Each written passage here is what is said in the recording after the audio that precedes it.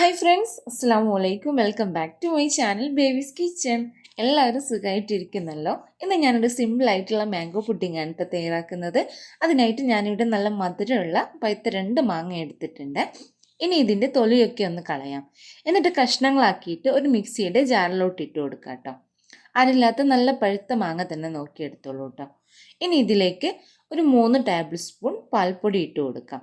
Milk made ഉണ്ടെങ്കിൽ പാൽപ്പൊടിക്ക് പകരം അതും ചേർക്കാം കേട്ടോ. ഇനി രണ്ടും ഇല്ലെങ്കിലും കുഴപ്പമൊന്നുമില്ല, ടേസ്റ്റ് കുറച്ച് കുറയുന്നുള്ള.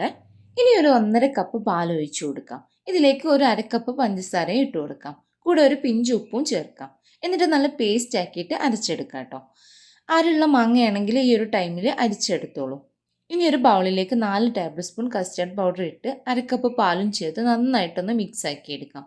കസ്റ്റർഡ് പൗഡർ ഇല്ലെങ്കിൽ സെയിം അളവിൽ കോൺഫ്ലോർ ഇതുപോലെ കലക്കിയെടുത്താലും മതി.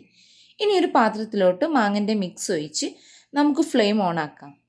ഇനി ഇതുപോലെ തിളപ്പിച്ച് കലക്കി വെച്ച കസ്റ്റാർഡ് മിക്സ് ഒഴിച്ച് ഇടയ്ക്കിടെ ഇളക്കി കൊടുത്ത് ഇതുപോലെ തിക്കാക്കിയിട്ട് കുറുക്കിയെടുത്ത് ഇറക്കി വെക്കാം. ഇനി നമുക്ക് ഇഷ്ടമുള്ള പാത്രത്തിലേക്ക് സെറ്റ് ആവാൻ വേണ്ടിയിട്ട് ഒഴിച്ച് വെക്കാം. അപ്പോൾ നമ്മുടെ മാംഗോ പുഡിംഗ് ഇവിടെ റെഡി ആയിട്ടുണ്ട്. കഴിക്കാൻ നല്ല ടേസ്റ്റ് ഉണ്ടായിരുന്നു. ചൈന ഗ്രാസ് ഒന്നും കയ്യിലില്ലാത്തൊരു സമയത്ത് സിമ്പിളായിട്ട് ഇങ്ങനെയൊക്കെ പുഡിംഗ് തയ്യാറാക്കാം കേട്ടോ. അപ്പോൾ വീഡിയോ ഇഷ്ടപ്പെട്ടാൽ സപ്പോർട്ട് ചെയ്യണേ. നെക്സ്റ്റ് വീഡിയോയുമായി വരുന്നത് വരെ ബൈ ഫ്രണ്ട്സ്.